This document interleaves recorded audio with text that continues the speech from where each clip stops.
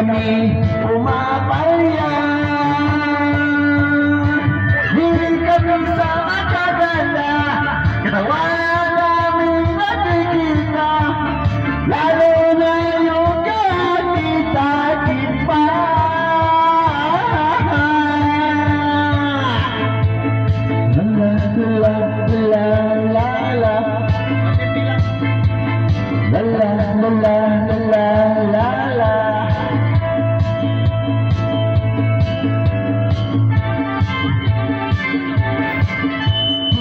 Lumalabas ang aming pagkalalaki pag mayroong magagandang mga babae, lalo na pagkatawan ay gumigiling.